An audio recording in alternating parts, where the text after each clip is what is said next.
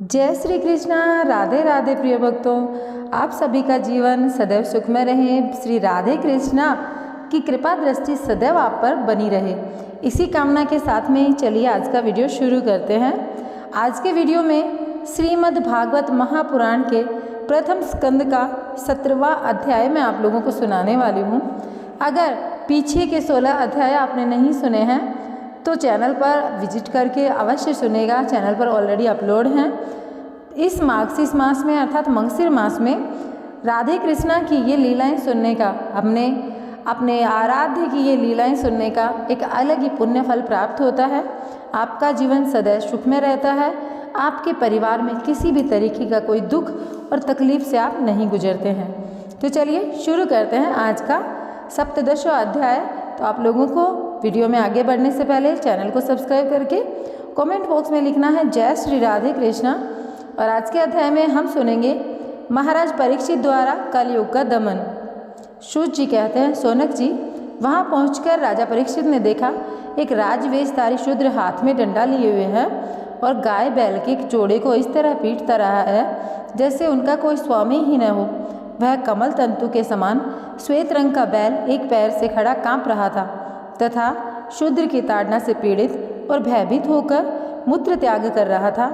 धर्म उपयोगी दूध, घी आदि हविष्य पदार्थों को देने वाली वह गाय भी बार बार शूद्र के पैरों की ठोकरें खाकर अत्यंत दीन हो रही थी। एक तो वह स्वयं ही दुबली पतली थी, दूसरे उसका बछड़ा भी उसके पास नहीं था। उसे भूख लगी हुई थी, उसकी आंखों से आंसू बहते जा रहे थे। स्वर्ण जडित रथ पर चढ़े हुए राजा परीक्षित ने अपना धनुष चढ़ाकर मेघ के समान गंभीर वाणी से उसको ललकारा, अरे तू कौन है जो बलवान होकर भी मेरे राज्य के इन दुर्बल प्राणियों को बलपूर्वक मार रहा है? तूने नट की भांति वेश तो राजा का बना रखा है, परंतु कर्म से तो शूद्र जान पड़ता है। हमारे दादा अर्जुन के साथ भगवान श्री कृष्ण के परम धाम पधार जाने पर इस प्रकार निर्जन स्थान में निरप अपराधों पर प्रहार करने वाला तो अपराधी है, अतः वध के योग्य है। उन्होंने धर्म से पूछा, कमल नाल के समान आपका श्वेत वर्ण है, 3 पैर न होने पर भी आप एक ही पैर से चलते फिरते हैं। यह देखकर मुझे बड़ा कष्ट हो रहा है। बतलाइए, आप क्या बैल के रूप में कोई देवता है? अभी यह भूमंडल कुरुवंशी नरपतियों के बाहुबल से सुरक्षित है। इसमें आपके सिवा किसी भी प्राणी की आंखों से शोक के आंसू बहते मैंने नहीं देखा। धेनुपुत्र, अब आप शोक न करें, इस शूद्र से निर्भय हो जाएं। गौ माता, मैं दुष्टों को दंड देने वाला हूँ, अब आप रोएं नहीं, आपका कल्याण हो। देवी, जिस राजा के राज्य में दुष्टों के उपद्रव से सारी प्रजा त्रस्त रहती है, उस मत वाले राजा की कीर्ति, आयु, ऐश्वर्य, प्रलोक नष्ट हो जाते हैं। राजाओं का धर्म यही है कि वे दुखियों का दुख दूर करें। यह महादुष्ट और प्राणियों को पीड़ित करने वाला है, अतः मैं अभी इसे मार डालूंगा। सुरभि नंदन, आप तो 4 पैर वाले जीव हैं, आपके 3 पैर किसने काट डाले? श्री कृष्ण के अनुयायी राजाओं के राज्य में कभी कोई भी आपकी तरह दुखी न हो। वृषभ, आपका कल्याण हो। बताइए, आप जैसे निरपराध साधुओं का अंग भंग करके किस दुष्ट ने पांडवों की कीर्ति में कलंक लगाया है? जो किसी निरपराध प्राणी को सताता है, उसे चाहे वह कहीं भी रहे, मेरा भय अवश्य होगा। दुष्टों का दमन करने से साधुओं का कल्याण ही होता है। जो उदंड व्यक्ति निरपराध प्राणियों को दुख देता है, वह चाहे साक्षात देवता ही क्यों न हो, मैं उसकी बाजूबंद से विभूषित भुजा को काट डालूंगा। बिना आपत्ति काल के मर्यादा का उल्लंघन करने वालों को शास्त्र अनुसार दंड देते हुए अपने धर्म में स्थित लोगों का पालन करना राजाओं का परम धर्म है। धर्म ने कहा, राजन, आप महाराज पांडु के वंशज हैं, आपका इस प्रकार दुखियों को आश्वासन देना आपके योग्य ही है, क्योंकि आपके पूर्वजों के श्रेष्ठ गुणों ने भगवान श्री कृष्ण को उनका सारथी और दूत आदि बना दिया था। नरेंद्र, राजशास्त्रों के विभिन्न वचनों से मोहित होने के कारण हम उस पुरुष को नहीं जानते जिससे कलेशों के कारण उत्पन्न होते हैं। जो लोग किसी भी प्रकार के द्वैत को स्वीकार नहीं करते, वे अपने आप को ही अपने दुख का कारण बतलाते हैं। कोई प्रारब्ध को कारण बतलाते हैं तो कोई कर्म को, कुछ लोग स्वभाव को तो कुछ लोग ईश्वर को दुख का कारण मानते हैं। किन्हीं किन्हीं का ऐसा भी निश्चय है कि दुख का कारण न हो तो तर्क के द्वारा जाना जा सकता है, न वाणी के द्वारा बतलाया जा सकता है। राजऋषि, अब इनमें कौन सा मत ठीक है, यह आप अपनी बुद्धि से ही विचार कर लीजिए। सूत जी कहते हैं, ऋषि श्रेष्ठ, शौनक जी धर्म का यह प्रवचन सुनकर सम्राट परीक्षित बहुत प्रसन्न हुए। उनका खेद मिट गया। उन्होंने शांतचित होकर उनसे पूछा। परीक्षित ने कहा, धर्म का तत्व जानने वाले वृषभदेव, आप धर्म का उपदेश दे रहे हैं। अवश्य ही आप वृषभ के रूप में स्वयं धर्म हैं। आपने आपको दुख में देने वाले का नाम इसलिए नहीं बताया कि अधर्म करने वाले को नरक आदि प्राप्त होते हैं, वे ही चुगली करने वाले को भी मिलते हैं। अथवा यही सिद्धांत निश्चित है कि प्राणियों के मन और वाणी से परमेश्वर की माया के स्वरूप का निरूपण नहीं किया जा सकता। धर्मदेव, सत्य युग में आपके 4 चरण थे, तप, पवित्रता, दया और सत्य। इस समय अधर्म के अंश गर्व, अशक्ति और मद से 3 चरण नष्ट हो चुके हैं। अब आपका चौथा चरण केवल सत्य ही बचा है। उसी के बल पर आप अभी तक जी रहे हैं। असत्य से पुष्ट हुआ यह अधर्म रूपी कलयुग उसे भी ग्रास कर लेना चाहता है। ये गौ माता साक्षात पृथ्वी ही है। भगवान ने इनका भारी बोझ उतार दिया था और ये उनके राशि राशि सौंदर्य बिखेरने वाले चरण चिन्हों से सर्वत्र उत्सवमयी हो गई थी। अब ये उनसे बिछुड़ गई हैं। वे साध्वी अभागिनी के समान नेत्रों में जल भरकर यह चिंता कर रही हैं। अब राजा का स्वांग बनाकर ब्राह्मण दोई शूद्र मुझे भागेंगे। महारथी, परीक्षित ने इस प्रकार धर्म और पृथ्वी को सांत्वना दी। फिर उन्होंने अधर्म के कारण कलयुग को मारने के लिए तीक्ष्ण तलवार उठाई।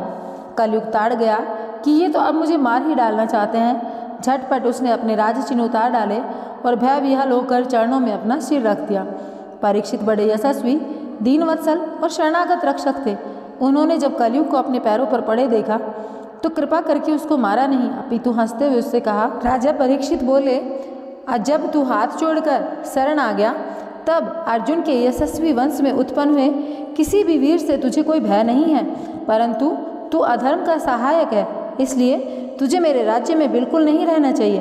तेरे राजाओं के शरीर में रहने से ही लोग झूठ, चोरी, दुष्टता, स्वधर्म, त्याग, दरिद्रता, कपट, कलह, दंभ और दूसरे पापों की संख्या बढ़ रही है। अतः अधर्म के साथी इस ब्रह्मवर्त में तू एक क्षण के लिए भी न ठहरना, क्योंकि अधर्म और सत्य का निवास स्थान है। इस क्षेत्र में यज्ञ विधि के जानने वाले महात्मा यज्ञों के द्वारा यज्ञ पुरुष भगवान की आराधना करते रहते हैं। इस देश में भगवान श्री हरि यज्ञों के रूप में निवास करते हैं। यज्ञों के द्वारा उनकी पूजा होती है और वे यज्ञ करने वालों का कल्याण करते हैं। वे सर्वात्मा भगवान वायु की भांति समस्त चराचर जीवों के भीतर और बाहर एक रस स्थित होते हुए उनकी कामनाओं को पूर्ण करते रहते हैं। सूत जी कहते हैं, परीक्षित की यह आज्ञा सुनकर कलयुग सिहर उठा। यमराज के समान मारने के लिए उद्धत हाथ में तलवार लिए हुए परीक्षित से वह बोला। कलयुग ने कहा, सार्वभौम, आपकी आज्ञा से जहाँ कहीं भी मैं रहने का विचार करता हूँ वहीं देखता हूँ कि आप धनुष पर बाण चढ़ाए खड़े रहते हैं। धार्मिक शिरोमणे, आप मुझे वह स्थान बताइए जहाँ मैं आपकी आज्ञा का पालन करता हुआ स्थिर होकर रह सकूँ। सूत जी कहते हैं, कलयुग की प्रार्थना स्वीकार करके राजा परीक्षित ने उसे 4 स्थान दिए। दूध, मद्यपान, स्त्री संग और हिंसा। इन स्थानों में कर्म से असत्य, मद, आसक्ति और निर्दयता, ये 4 प्रकार के अधर्म निवास करते हैं। उसने और भी स्थान मांगे। तब समर्थ परीक्षित ने उसे रहने के लिए एक और स्थान स्वर्ण अर्थात धन दिया। इस बार कलयुग के 5 स्थान हो गए। झूठ, मद, काम, वैर और रजोगुण। परीक्षित के दिए गए इन्हीं 5 स्थानों में अधर्म का मूल कारण कली उनकी आज्ञाओं का पालन करता हुआ निवास करने लगा। इसलिए आत्म कल्याणकामी पुरुष को इन 5 स्थानों का सेवन कभी नहीं करना चाहिए।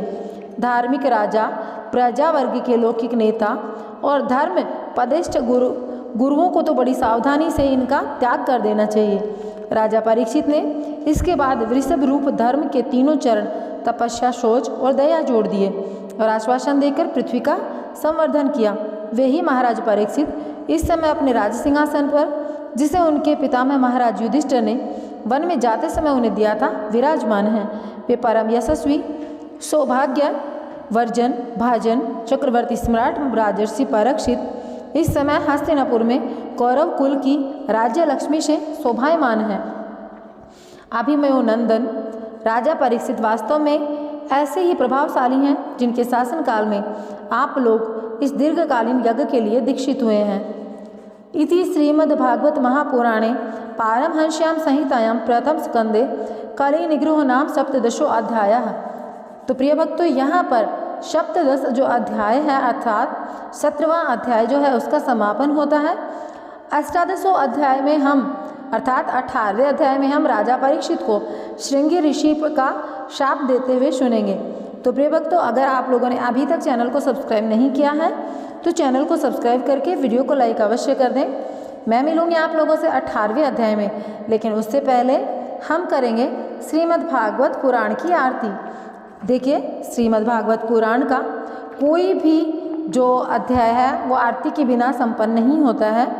तो आप लोगों को भी पूर्ण श्रद्धा भाव के साथ में मेरे साथ में यह आरती करनी है। तो चलिए शुरू करते हैं।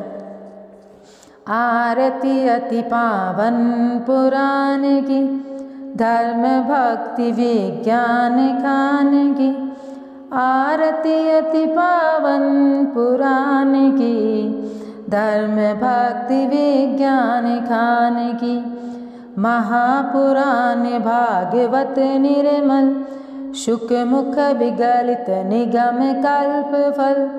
परमानंद सुधा रस में कल, लीला रति रस रस निधान की। आरती अति पावन पुराण की, धर्म भक्ति विज्ञान खान की। कलिमल माथनी त्रिताप निवारिणी, जन्म मृत्यु में भव भय हारिणी। सेवत सतत सकल सुखकारिणी, सोमह औषधि हरित चरित गान की। आरती अति पावन पुराण की, धर्म भक्ति विज्ञान खान की। आरती अति पावन पुराण की, धर्म भक्ति विज्ञान खान की। विषय विलास विमोह विनाशिनी, विमल विराग विवेक विकासिनी। भगवत तत्व रहस्य प्रकाशिनी, परम ज्योति परमात्म ज्ञान की। आरती अति पावन पुराण की, धर्म भक्ति विज्ञान खान की। आरती अति पावन पुराण की। परमहंस मुनि मनोल्लासिनी, रसिक हृदय रस राश विलासिनी। भुक्ति मुक्ति रति प्रेम सुदासिनी, कथा अकिंचन प्रिय सुजान की। आरती अति पावन पुराण की, धर्म भक्ति विज्ञान खान की।